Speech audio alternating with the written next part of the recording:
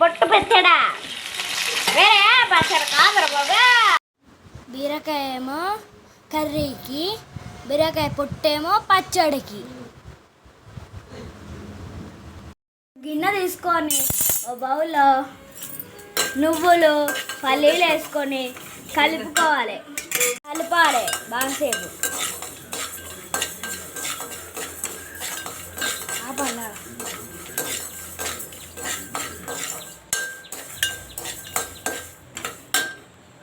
కలిపినాక కొంచెం పైనాక ఒక ప్లేట్ తీసుకోవాలి.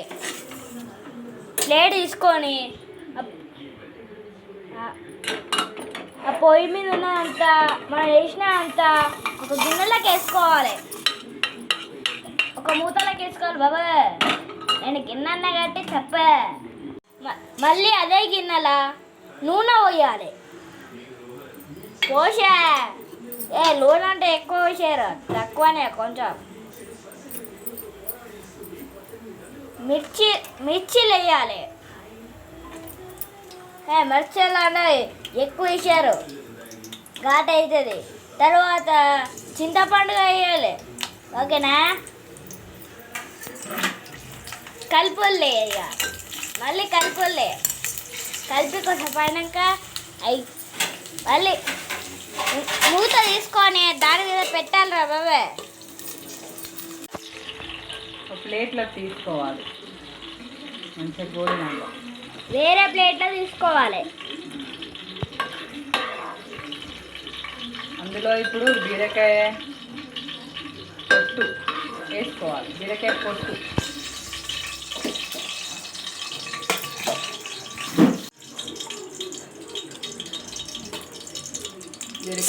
పచ్చడి.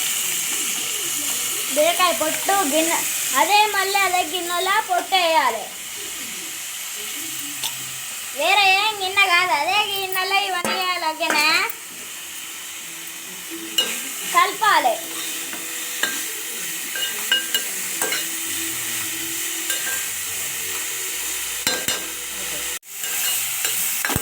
ఇంకా కొంచెం పైనాక ఇంకా కొంచెం కలుపుకోవాలి.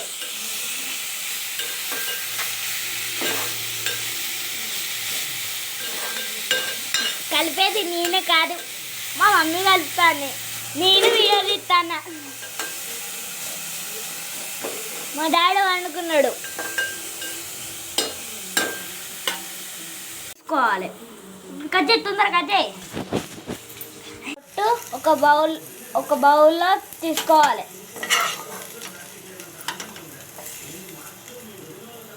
దానిలో అంతా వేసుకోవాలి.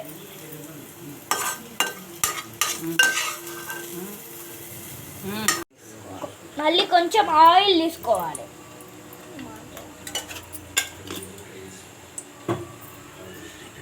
టమాటాలు వేసుకోవాలి.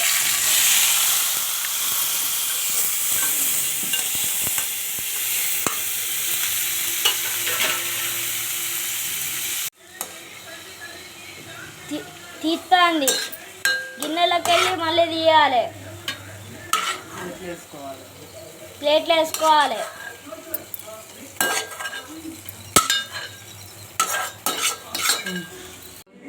పల్లీలు, నువ్వులు, మిర్చి, చింతపండు, టమాటాలు, బీరకాయ పొట్టు. పల్లీలు, నువ్వులు, మిర్చి, చింతపండు, టమాటాలు, బీరకాయ పొట్టు. ఒక మిక్సీలో నువ్వులు వేసుకోవాలి. నువ్వులు పల్లీలు వేసుకోవాలి. అవసరం లేదు వేయాలి. ఆ మిక్సీలో చింతపండుగా వేయాలి. మిక్సీ పట్టాలి. పొట్టు అలా వేసుకోవాలి. మళ్ళీ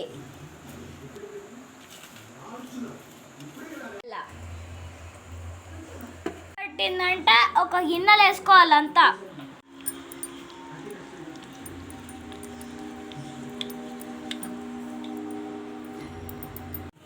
ఆవాలు, జీలకర్ర, కళ్యమాకు, ఎండుమిర్చి, మినపప్పు, పసుపు వేయాలి. మళ్ళీ అదే గిన్నెల కలిపినాక మళ్ళీ తీయాలి. దాంట్లోకి వెళ్ళి తీసింది మన పచ్చడి పెట్టుకున్నది దాంట్లో వేయాలి. అది కలపాలి, దాన్ని మంచిగా కలపాలి.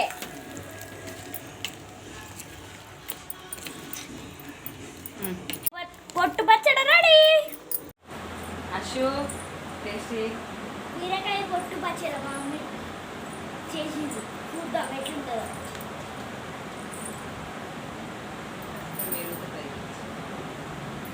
మీరుగా ట్రై చేయండి, చూద్దాం.